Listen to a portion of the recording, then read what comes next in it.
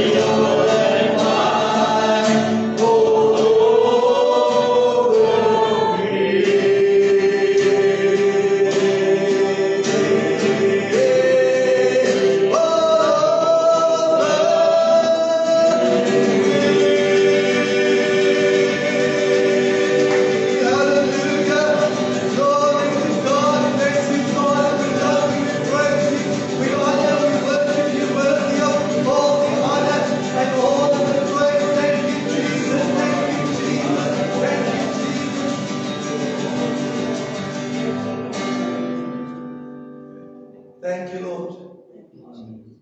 Thank you, God, you inhabit the praises of your Yes, people. Lord. Thank you for the burden removed. yoke-destroying power of God. Thank you. We don't leave the way we came in Jesus' name, bound, oppressed, tormented, sick or lame. But the Holy Ghost of acts is still the same. Yes, Lord. Thank you, Lord. Give us by your Spirit, Father, through your word. May we know the truth, and the truth set us free. In Jesus' name we pray. Amen. Amen. May be seated.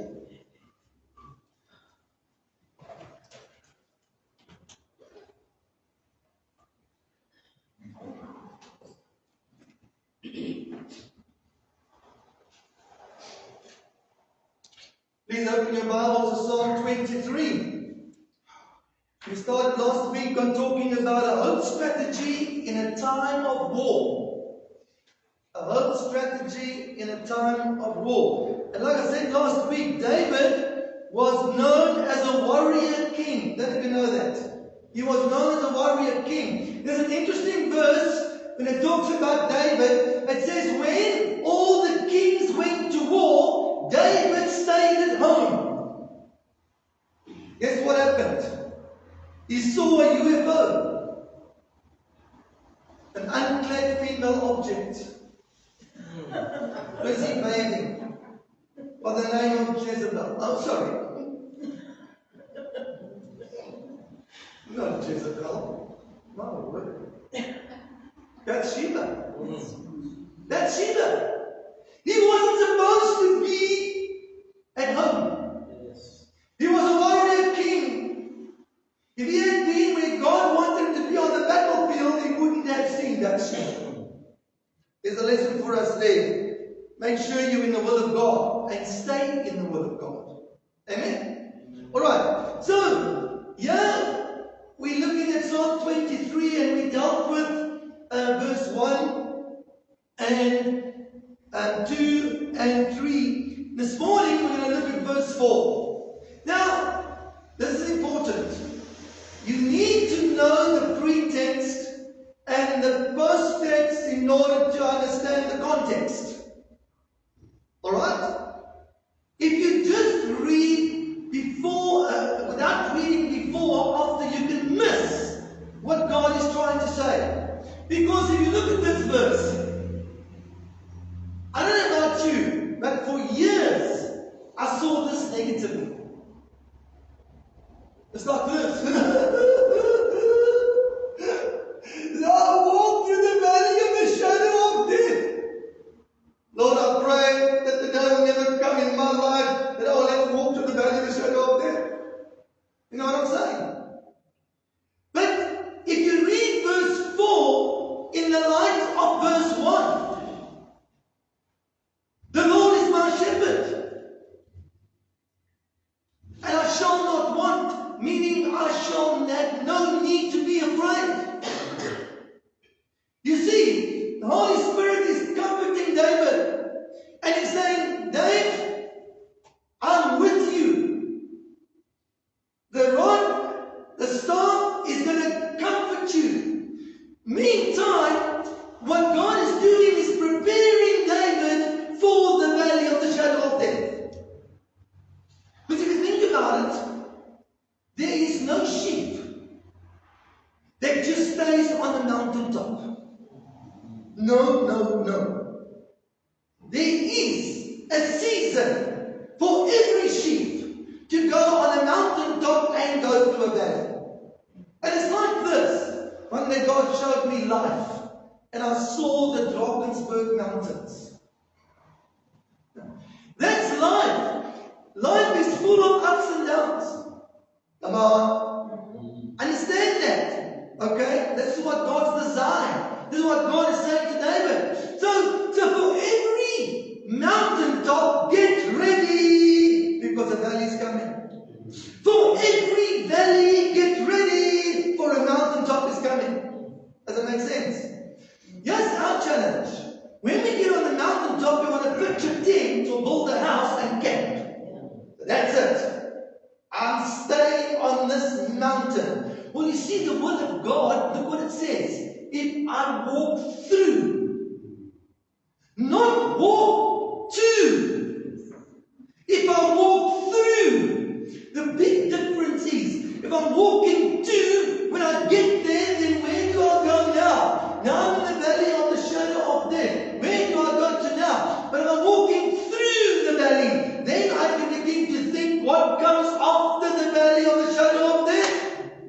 What comes after the valley of the shadow of death is another mountaintop experience. He's the God that lifts you up out of the valley.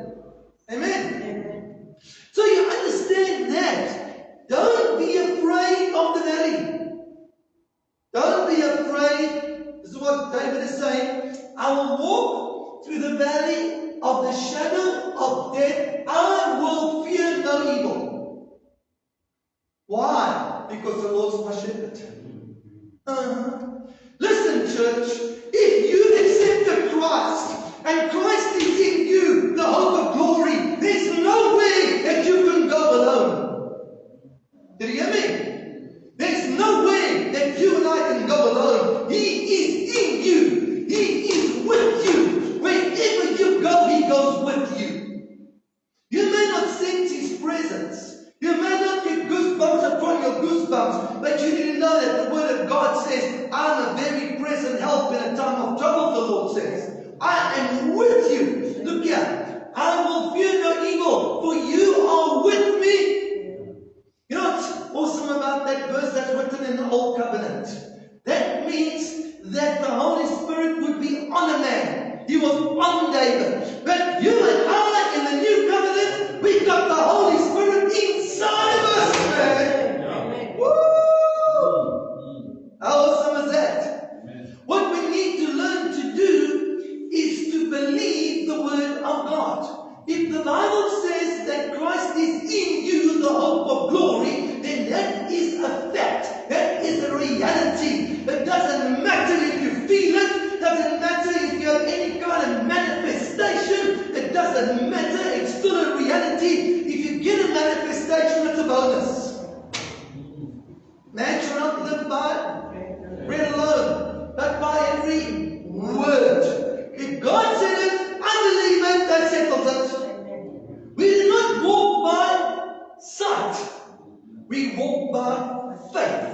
And faith is the evidence of things unseen and the substance of things hoped for. And you know what pleases God, eh? Faith. Without faith, it's impossible to please Him. Faith in what? In His Word. You said you in me. I believe it. And God might just show up and manifest His presence. But if He doesn't, so what? He's God. Believe anyway. Amen? Sense of enthusiasm. Okay. Now, watch. I will fear no evil, for your rod and your staff, they comfort me. You see, we're going to get to the stage in our lives. It's about growing up. First of all, there's something inside of us that doesn't want to go into the valley of the shadow of death. Okay? But God says, I'm with you. Now when you get that revelation, that He's with you and He's in you, then you're not alone. But it's like this, okay, so I know why you're in me. I know why. Because you're going to do something miraculous and you're going to turn my circumstance around and you're going to immediately change my valley into a mountaintop. In fact, I name it, I claim it, I frame it in the name of Jesus. Look what it says there. Your rod and your staff do what? Comfort me. I don't know how much value you place on comfort. No. I would rather my circumstances change from negative to positive, because then I don't need comfort. No, that's not how God works. God knows what He's doing when He puts you in a valley. Okay, you don't know. His ways are higher than ours. But what He assures you, He said, I'm going to comfort you, man. I'm going to just give you everything you need to be able to endure the valley of the shadow of death. Wow. How awesome is that? Now, your rod and your staff. Now, apply that into the New Testament. The rod is the Word of God. Do not go anywhere, church, without the Word of God. Think about this. If man shall not live by bread alone, see, you're going to go into the valley. Woo! I'm going to pack myself some sandwiches. I'm going to see if I can get some pizza. I'm going to stock up, man, because I'm going into the valley. I'm going into a hard, difficult time. That's happening right now. There are people right now that are doing what is called panic buying. Because the war, the talks have just collapsed. So there's a possibility the war's going to start up again. And then the petrol, the oil is going to rise, and then the petrol price is going to rise, and then the diesel. It's like a cycle. Now, as this happens, the panic buyers, out of fear, they are going to go and stock up. There's nothing wrong in stocking up, but listen what the scripture says. You shall not live by bread alone. You know what I'd love to see? I'd love to see a queue of people at the Bible Society at this time and say, woo, I've got to stock up. I've got to better buy myself a Bible. Wouldn't that be awesome, eh? Because man shall not live by bread alone, but by every word that proceeds from the mouth of God. If ever anybody needed to know the Bible, it's now. Now's the time to get yourself a Bible, because everything that you're seeing happening in the Middle East and ripple around the world, you can literally find scripture for it, man. But no, I'm going to feed myself on sandwiches, on pizza, Coke. I'm going to make sure that my belly is full. Listen, you can go to hell with a full belly, man. Did you hear me? You can have all your natural needs met and be on your way to hell. No, man shall not live by bread alone, but by every word. So you're going to buy sandwiches and you're going to get the Bible. And you're going to buy pizza and you're going to find out scripture. And be balanced. Take the word of God into every situation of your life.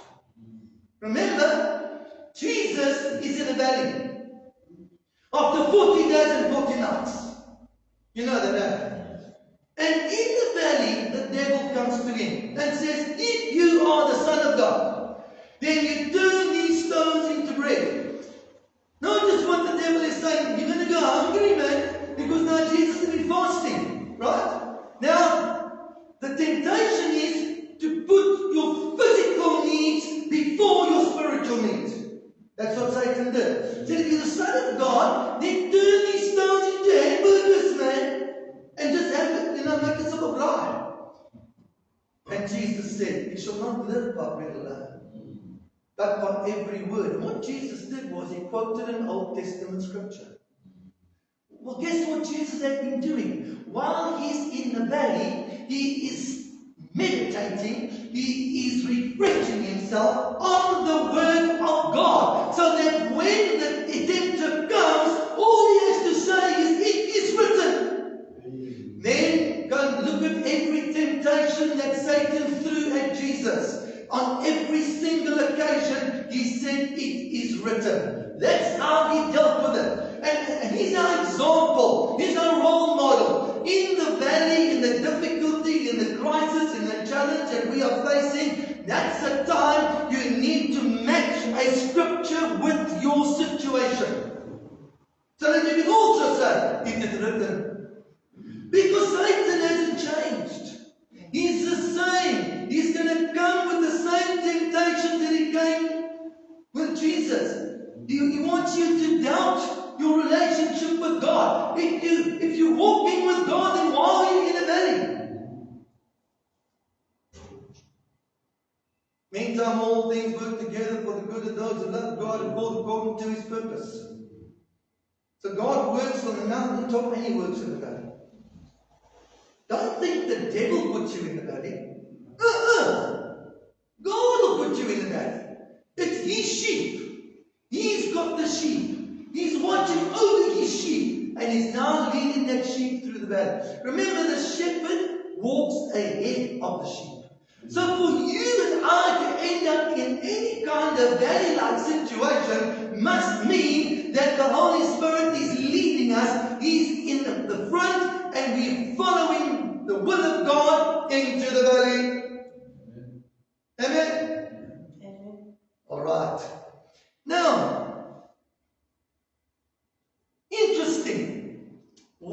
find in a valley. And this has got to do with a sheep. I don't know if you realize this.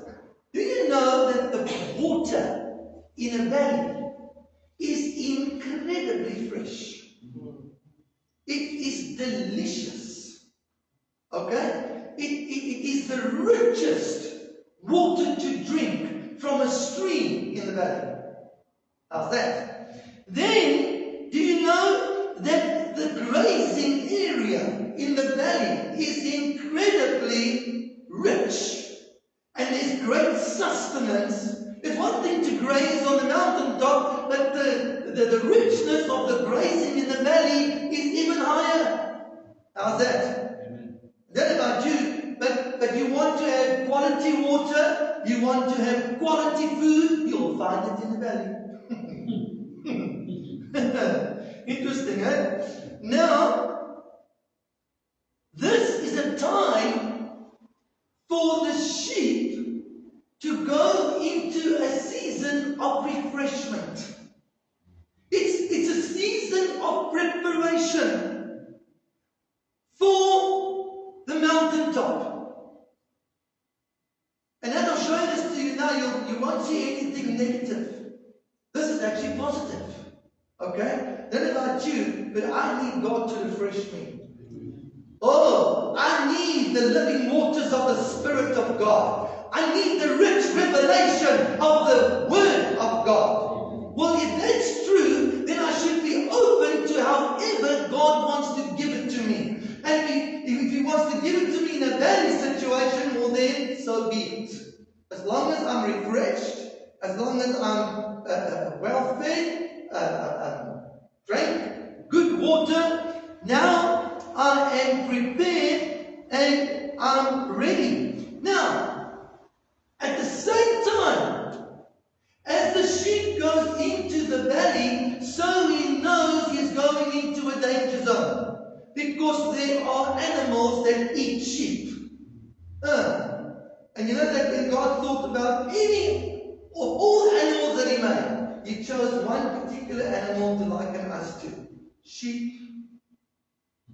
I don't know about you, but I never wanted to be a sheep. I want to be a lion, man.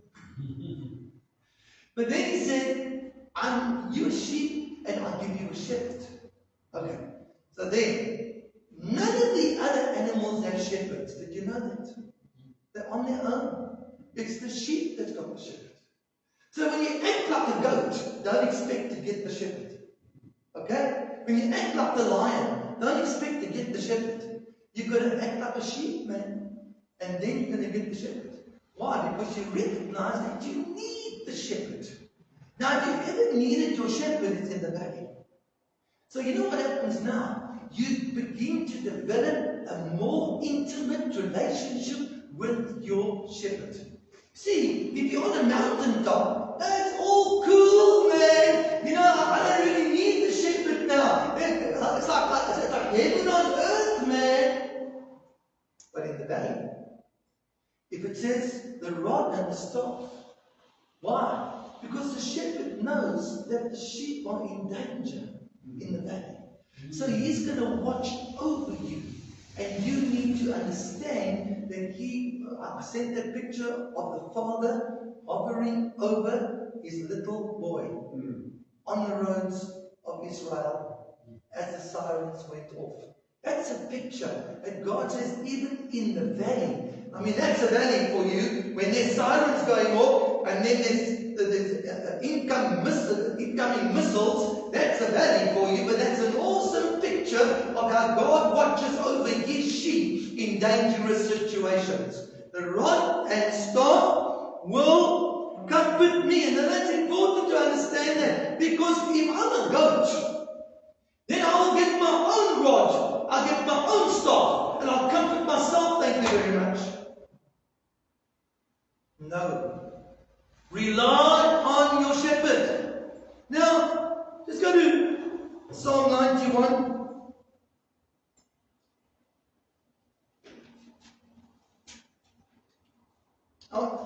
As we read this, I want you to to think about the valley. Psalm 91.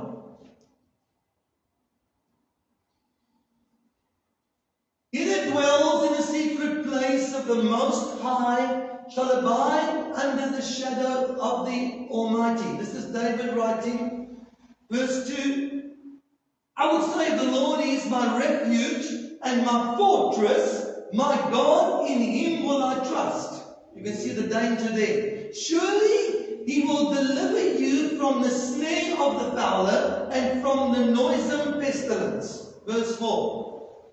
He will cover you with his feathers, and under his wings shall you trust. His truth shall be your shield and buckler. You can see that the sheep needs help here. The sheep needs protection. It needs to be fortress. It needs security because of danger. Verse 5. Shall not be afraid for the terror by night, nor for the arrow that flies by day. Verse 6. For the pestilence that walks in darkness, for the destruction that wastes at noonday. Verse 7. 1,000 shall fall at your side, and 10,000 at your right, but it shall not come nigh you. Verse 8. Only with your eyes shall you behold and see the reward of the wicked. Verse 9. Because you have made the Lord, which is my refuge, the Most High, your habitation. Verse 10. There shall no evil befall you, neither shall any plague come nigh your dwelling. Verse 11. Look at that also verse. How conscious are we of this? He shall give his angels charge over you to keep you in all your ways. Amen. That word keep there is a military term, to watch over, to guard, to protect, to preserve. How conscious are we, church? That not only have we got the Holy Spirit inside of us, but we have angels that are assigned by God to be with us. You don't see them. Some have seen. I've never seen. If you've seen, awesome. But they are angels. Angels are real. And we need to rest in the fact that as the Lord is our shepherd, He knows exactly when we need angelic ministry. And I believe we're going to get to heaven, we're going to watch the videos, and you're going to see times where angels were assigned. And that's why, instead of us getting into a serious situation, because of the hand of God upon us, we were saved and we were rescued. Awesome! Alright. Now, go to Psalm 139. Psalm 139. You see, the valley is a time of examination. Psalm 139, verse 23. It's a time of examination. You don't examine your heart, yourself, on the mountaintop. You're too busy rejoicing in all the good stuff that's happening. But when you get into the valley, this is the attitude that we need. Verse 23 and 24. Search me, O God, and know my heart. Try me and know my thoughts, and see if there be any wicked way in me, and lead me in the way everlasting. You see, I spoke last week about Earth's sheep and his sheep. And sometimes there's a mixture.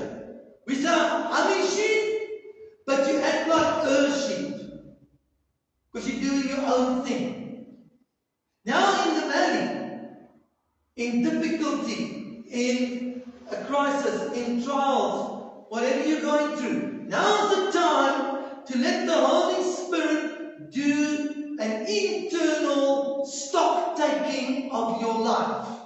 And ask the question, am I really His And is He really my shepherd? And I spoke about this before. There are sheep in the church that are not God's sheep. They're sheep, but they're lost. They're their own sheep. And it's not long when you shift from being His sheep and you her sheep that you'll be behaving like a goat. And you will be a goat in sheep's clothing. To make sure that you maintain your sheep status, you need this. Back to verse 23. Search me, O God, and know my heart. Try me and know my thoughts. Verse 24. And see if there be any wicked way in me, and lead me in the way everlasting. And I believe that God uses like the table. This is the time of when the sheep come, examine their hearts, make sure their conscience is clear before God and man. Now, go to 2 Corinthians chapter 1 verse 8. 2 Corinthians chapter 1 verse 8.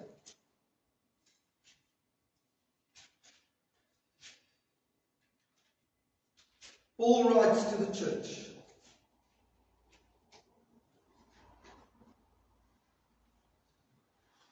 For we would not, brethren, have you ignorant of our trouble which came to us in Asia, that we were pressed out of measure, above strength, insomuch that we despaired even of life.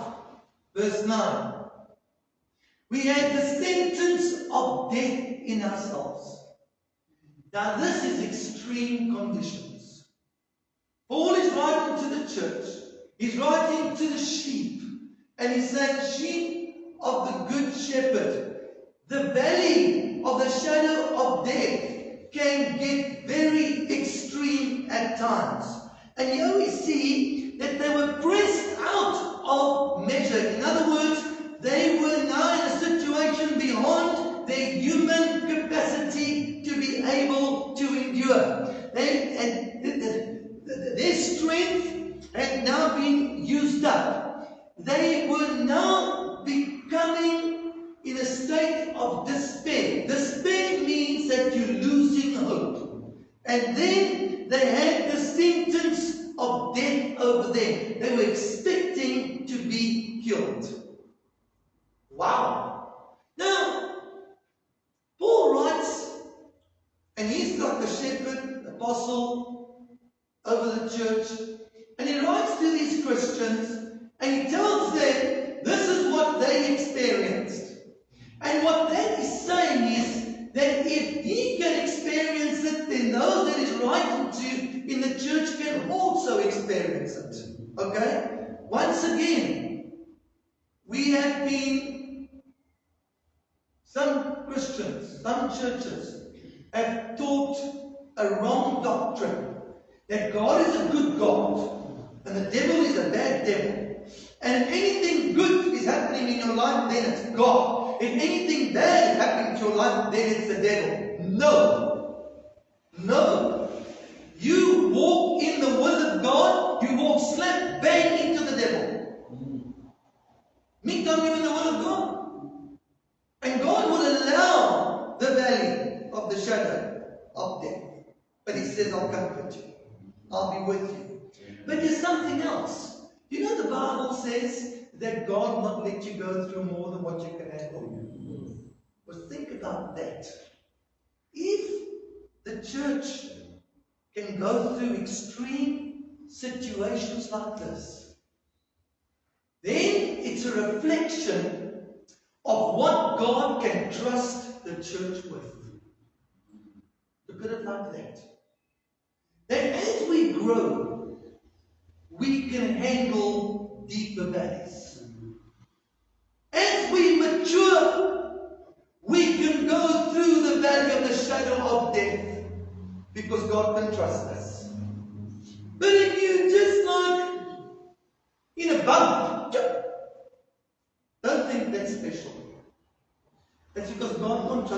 much. Because if you go through any deeper bump, you're going to fall apart. So you just go through a bump.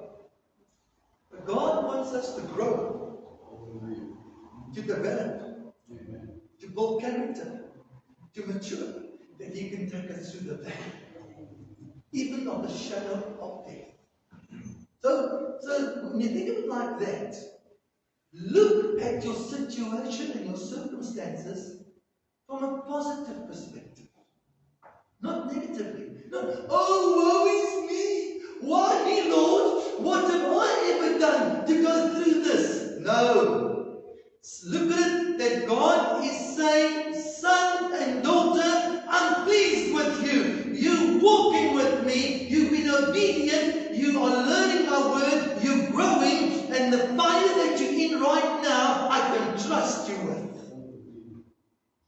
Why? He's a God of seasons. If He starts the fire, He'll put it out. Whatever you're going through, think about it. Whatever you enter, know there's an exit. Enter and look for the exit. It's there. Just keep looking. It's coming. Be patient in your season, and you'll come out the other side. And you'll come out the other side in better condition than what you were when you went in. Yeah. Come on. 2 Corinthians chapter 4 verse 8. These are just examples of the valley of the shadow of death the church experienced. Look at this one. 2 Corinthians chapter 4 verse 8. Amen. But once again, we've got to look at it from the positive perspective. We are troubled on every side. Just think about that. Really? Can't just be troubled from the north. If you're troubled from the north, the south, the east, and the west, where do you go? To God. Amen. To God. So trouble from every side is a wonderful opportunity to just develop your intimacy with God. Trouble from every side. Yet not distressed. I love the word yet. You know, that means but, so far, and no further. Not distressed. We are perplexed, but not in despair. Verse 9. Persecuted, but not forsaken. Cast down, but not destroyed. Now, we write this test. We go through the valley and we lose perspective. All we see is the valley of the shadow of death. We don't see the balance. But the Holy Spirit will show you the balance. You're troubled. Just go back into verse 8. You're troubled, but yet you're not distressed. Be conscious of both. You're perplexed, but you're not in despair. Be conscious of both. Verse 9. Persecuted, but not forsaken. Cast down, but not destroyed. One day God said to me, thank me for what has not gone wrong in your life. Huh? Thank me for what has not gone wrong. How conscious are we of that? That there's so much more right than wrong.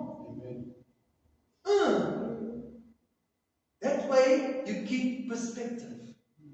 Otherwise, you know what we do, we make a mountain out of a molehill. And we exaggerate. Dangerous. God is a God of balance and perspective, and we must stay balanced as well. Coming to a close. 2 Corinthians chapter 7, verse 5. 2 Corinthians chapter 7 verse 5.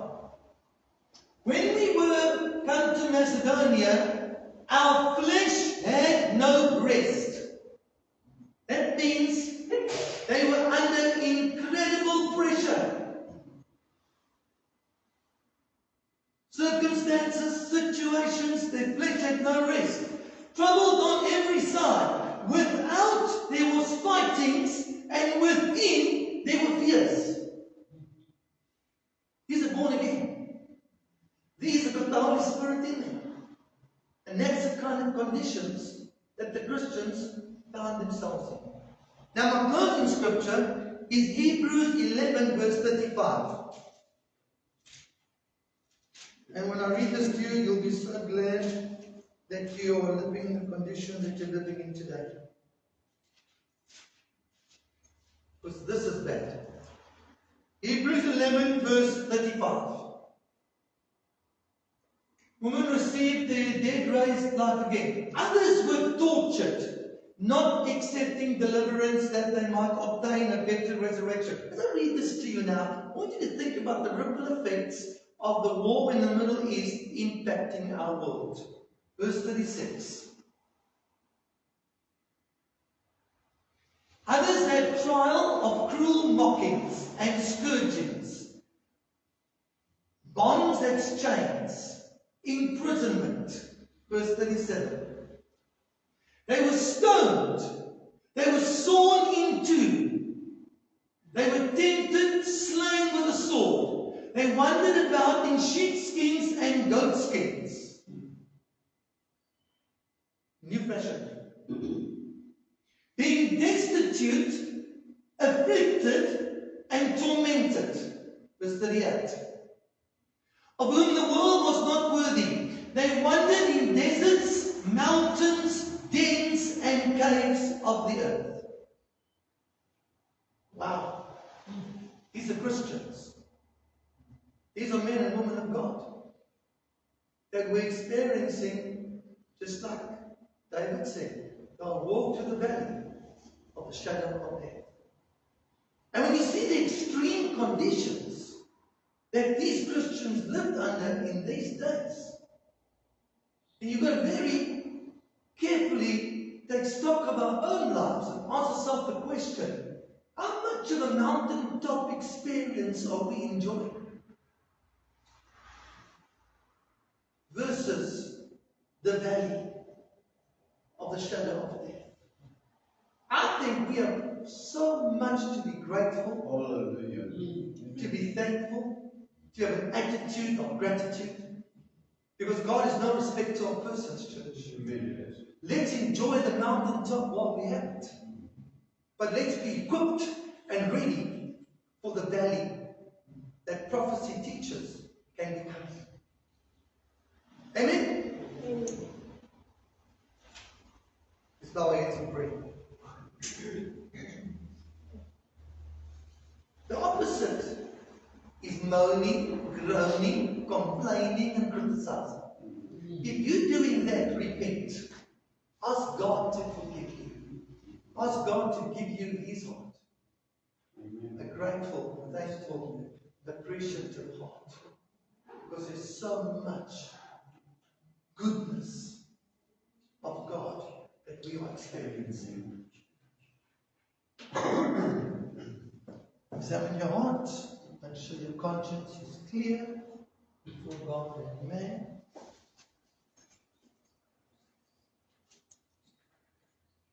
And come to the table, receive the elements, and wait for one another.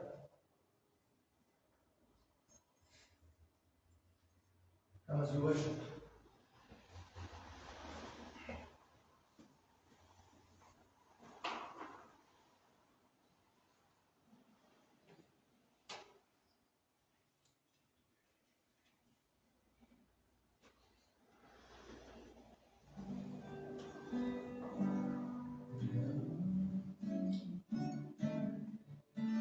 God is so good.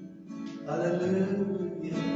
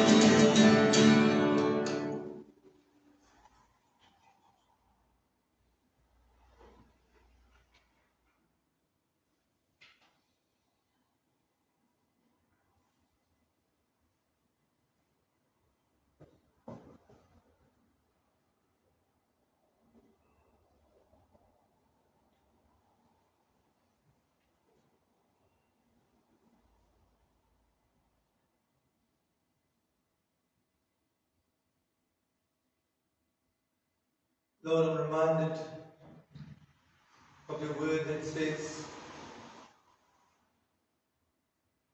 for the joy set before Jesus, he endured the cross. The word says that the light affliction that we experience in this life is working for an eternal weight of glory. Oh God, help us to be balanced and to keep perspective. We thank you for Jesus. Thank you that he died, blood was shed, that our sins can be washed away and you don't remember them anymore. Body was broken and we can trust you to meet our deepest needs, spirit, soul, and body according to your word. Thank you. We can remember that Jesus is coming back as our bridegroom to fetch us. Take us out to be with him forever. Let's partake with grateful hearts.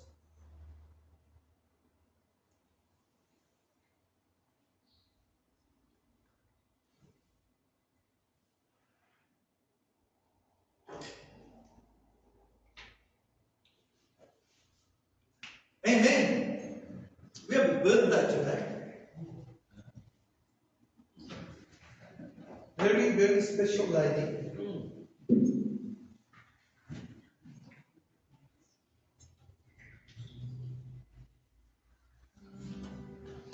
Pat, just wait for those who don't know you.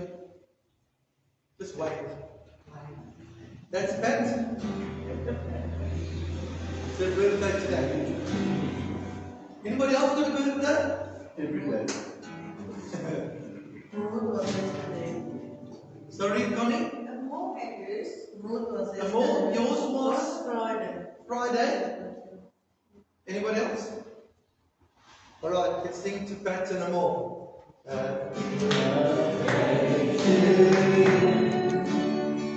To Jesus be true, and all creatures listening.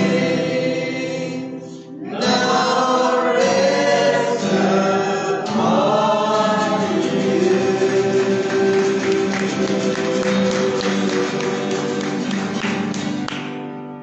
anniversaries.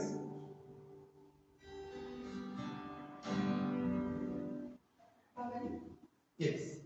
The end of the month, the church is 26 years old when you came down from Johannesburg to start the church here in Port Elizabeth. So we're going to have platters. We do platters there. Letters. Yeah, we get platters at the end of the month and invite people and drink coffee and tea. Okay. What date is that now?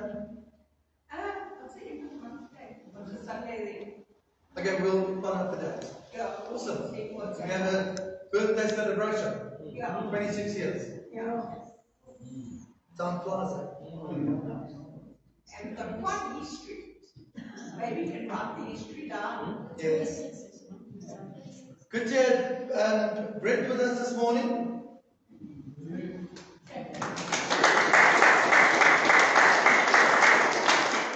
And Johan, all the way from Humansdorp.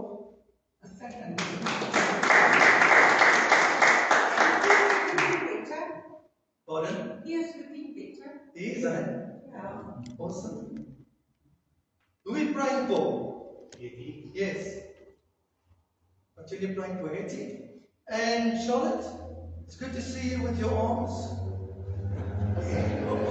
In better condition. Remember Charlotte's arms were in plaster Paris?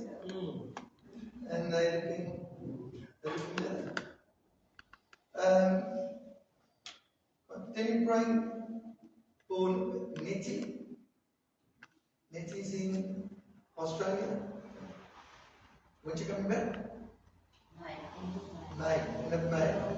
Okay. Continue praying for Angela. who? Angela. Angela, yes. Pray for Angela. Continue praying for Sonia. Sonia is going to be going to Cape Town in this week for the test for the lungs to see if she can get a lung transplant. So keep her in prayer. Who else? Pray for Peter and Bev and Ty. Connie, how you doing?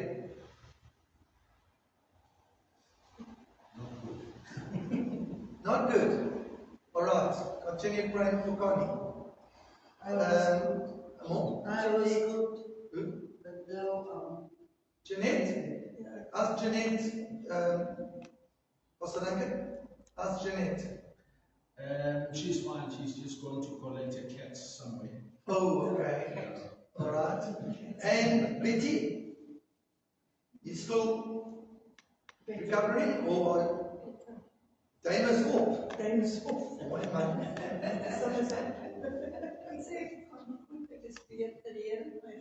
Mooi man.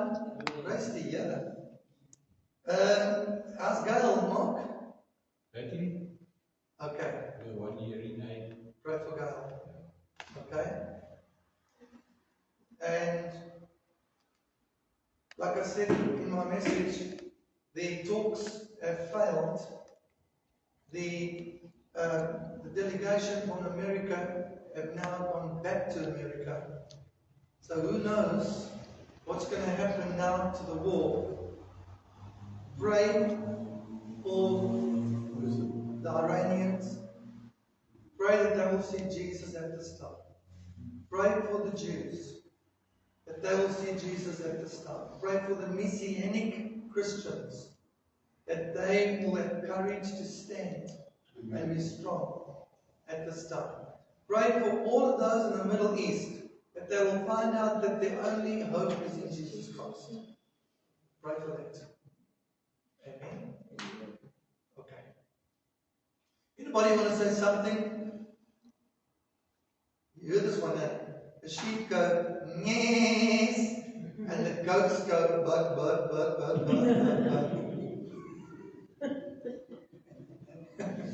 Anybody want to say something as a sheep? I just want to thank God for being so faithful. And I stand in awe how He provides. Amen. And especially if you... You in a valley. Yeah, I was in a valley. Maybe I'm now busy climbing up.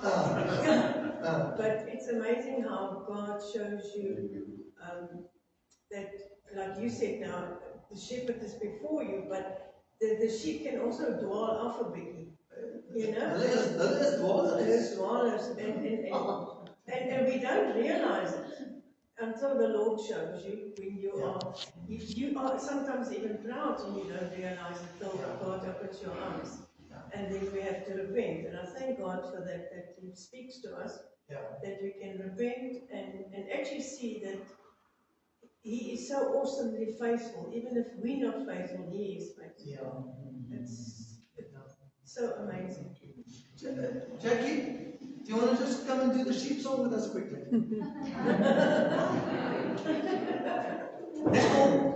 Let's all just stand.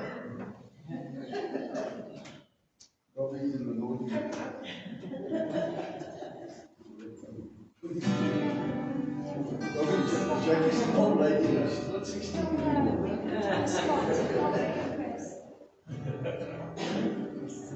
I just want to be a sheep. I just want to be a sheep. I pray the Lord my soul to keep. I want to be a sheep. I don't want to be a goat. I don't want to be a goat. If I am going to look like an idiot in front of you, and you guys are standing there watching me, it's not going to fly well with me. Everybody must do the action. Come on. I don't want to be a goat.